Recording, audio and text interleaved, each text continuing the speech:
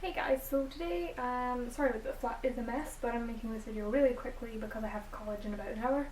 But I wanted to show you guys my portfolio that I'm applying with for uni this year. So this big bad boy is my portfolio case. Some of this is on my Facebook art page, so if you want to go check out the full courses that I've done, then go ahead. My Facebook page is www.facebook.com/katieschuenart.com. We have a acrylic painting on black paper. These are both of Alex, my boyfriend, so yay. And then we have a watercolor painting here. Very nice. These are my two kind of strongest pieces, I feel, so I put them at the front of my portfolio. So that'll be the first thing the examiners see. Sheet number 2, we have this one. This is one that I'm going to put on the wall. Now on the wall you put your 3 favourite pieces. So this is going to be one of them, mainly because I love this one and I think this would be very good for visual communication. It helps, you know, do something for me. But this is done in pens, different Sharpies and stuff. I'll let you. Took me a while, but I really like it, and yeah. And then that is just a watercolor black and white painting, very simplistic, but you know, effective at the same time.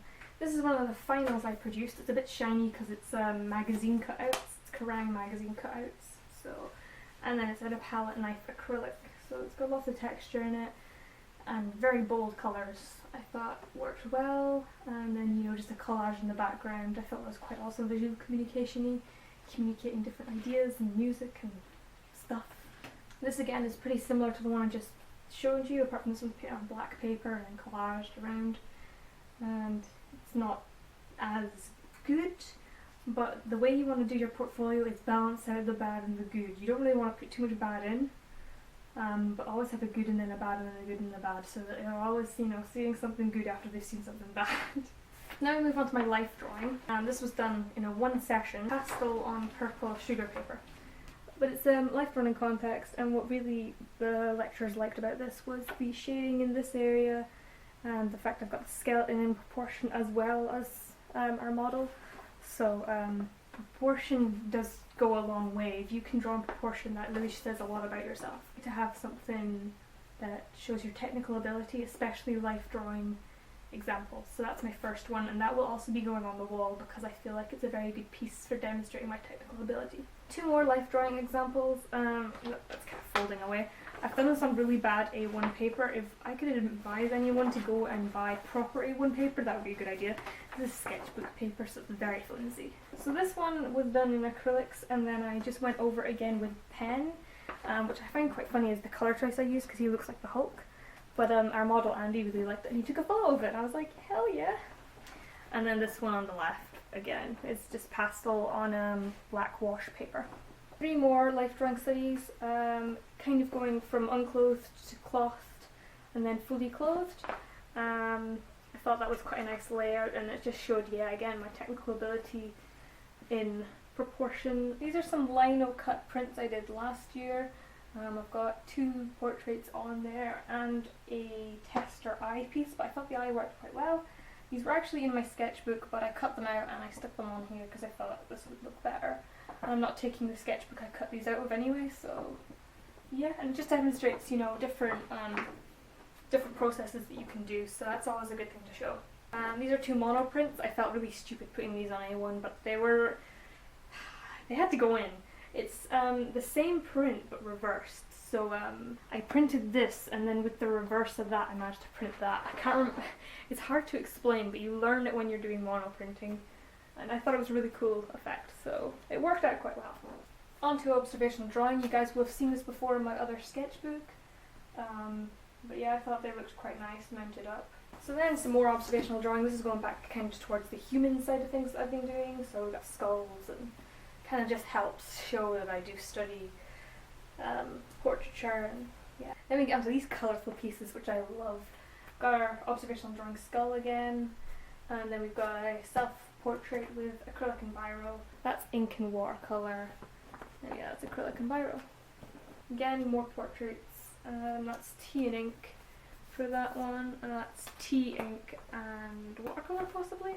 Some big watercolour eyes. I do have a video of me painting this on my art channel if you guys want to go watch that. Really do love the video, so I really appreciate you guys watching it. I'll put a little annotation over this so that you can go watch it. And then ending on a painting that I did recently of my friend who is in Aberdeen, so I've got Aberdeen City in the background and then her. I'm not really fond of this piece, but it just shows that I've done painting in location. Yeah, this is something I've been working on quite recently. It's a developmental drawing, that's what it is, and you're supposed to show a journey. And my teacher said this would actually be really good to take with me, just to kind of go with visual communications. So I took 10 photos going around the college and I had to end up somewhere, so I took photos of my feet and my hands, and then I was going to the lift. I came down the lift. I was like, let's go this way, it looks bright and colourful. Then you turn it around. When you're in a corridor, it says recording, and then I have a hand pushing the door and look, paint everywhere.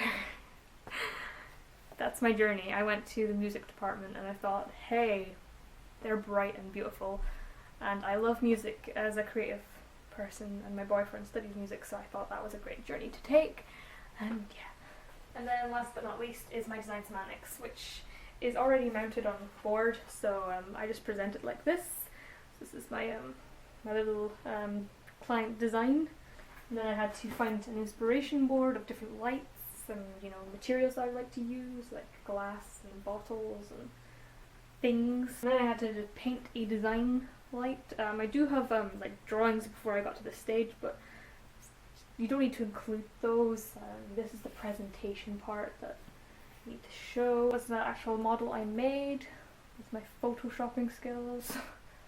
And then there's my drawing in context in its hotel room. That's my portfolio that I will be going along to Grey School of Art tomorrow with. Wish me luck. I'm dead nervous. I can't believe it's tomorrow of all days, but you know, gotta happen sometime. I do have a sketchbook I'm taking along with me as well. I've shown you the first half of it in a video previously, so I don't really feel the need to show you the other half, even though it's a lot fuller now. In fact, it's full. But I've already shown you my portfolio, so you don't need to see my sketchbook as well. Thank you for watching, and I will see you next time. Bye!